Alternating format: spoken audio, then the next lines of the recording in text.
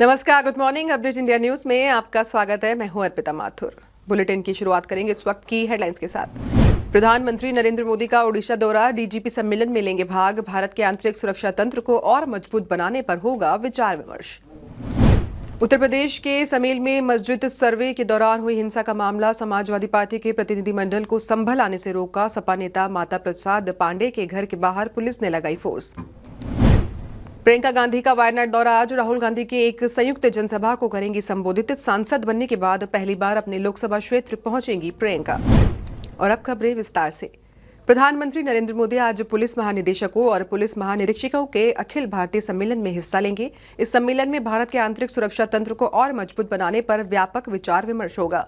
ओडिशा के भुवनेश्वर में पुलिस महानिदेशकों और महानिरीक्षकों का अखिल भारतीय सम्मेलन 29 नवंबर से 1 दिसंबर तक आयोजित हो रहा है। इस सम्मेलन में आतंकवाद, वामपंथी उग्रवाद, तटीय सुरक्षा और नए आपराधिक कानूनों समेत राष्ट्र के महत्वपूर्ण पहलुओं पर विचार विमर्श भी किया जाएगा। यूपी के संभल में मस्जिद सर्वे के दौरान हुई हिंसा का मामला अब तूल पकड़ता जा रहा है। ऐसे में समाजवादी पार्टी के प्रतिनिधिमंडल को आज संभल आने से रोक दिया गया है।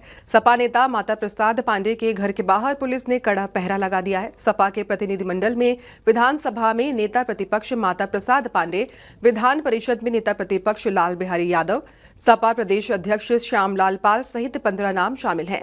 डेलीगेशन में शामिल लोग हिंसा के बारे में जानकारी जुटाने के लिए संभल जाना चाहते थे, लेकिन उन्हें वहां जाने की इजाजत नहीं दी गई। कांग्रेस महासचिव और वायनाड से सांसद प्रियंका गांधी आज वायनाड दौरे पर रहेंगी।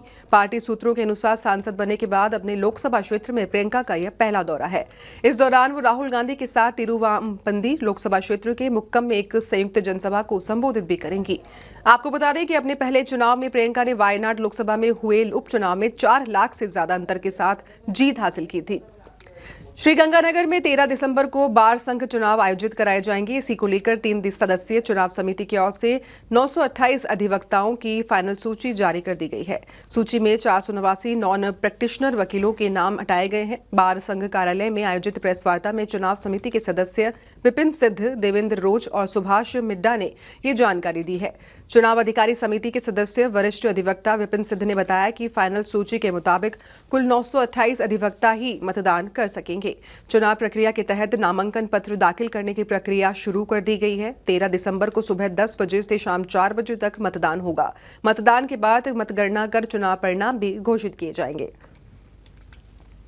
रायसिंह नगर संभागीय आयुक्त वंदना सिघवी ने रायसिंह नगर क्षेत्र का दौरा कर ग्रामीण क्षेत्र में सरकार की योजनाओं का फीडबैक लिया। उन्होंने मिनी सचिवालय रायसिंह नगर का निरीक्षण भी किया। इस मौके पर संभागीय आयुक्त वंदना सिघवी ने कहा कि निर्वाचन विभाग के आदेश अनुसार नव मतदाता को जोड़ने के लिए जो अभियान चलाया जा रहा है उसकी समीक्षा भी की गई है।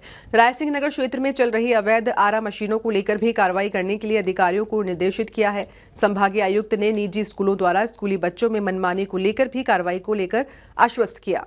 एनसीईआरटी की पुस्तकों को नहीं लगाकर निजी पब्लिकेशन की पुस्तक लगाने को लेकर भी उन्होंने जांच कर कार्रवाई की बात कही है। बार एसोसिएशन रायसिंह नगर द्वारा रायसिंह नगर में अतिरिक्त जिला कलेक्टर कार्यालय खोलने की मांग रखी गई।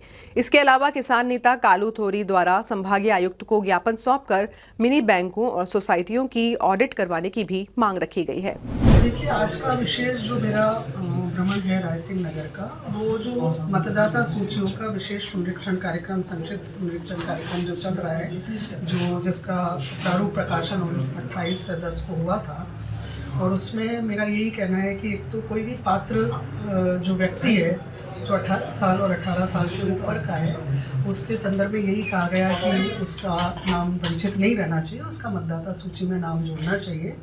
जो लेडीज़ हैं जो विवाह करके यहाँ पर आती हैं या विवाह करके कहीं जाती है, तो उसके संदर्भ में भी नियमानुसार उनका नाम जोड़ने और हटाने की कार्रवाई की जानी चाहिए इसके संदर्भ में। और जो ईआरओ स्तर पर जो फॉर्म्स का डिस्पोजल किया जा रहा है, किस तरह से वो डॉक्यूमेंट के साथ डिस्पोजल कर रहे हैं, उसका भी पूरा चेक किया गया है। इसके अलावा जो रेवेन्यू के केसेस हैं उनके निस्तारण की स्थिति, कन्वर्जन के केसेस की स्थिति, इसकी भी पूरी समीक्षा की गई। और सामान्य जो लॉ एंड ऑर्डर है इसके साथ डिप्टी साहब से चर्चा की गई। इसी के साथ बुलेटिन में इतना ही। आप देखते रहिए अपडेट इंडिया न्यूज़। नमस्कार।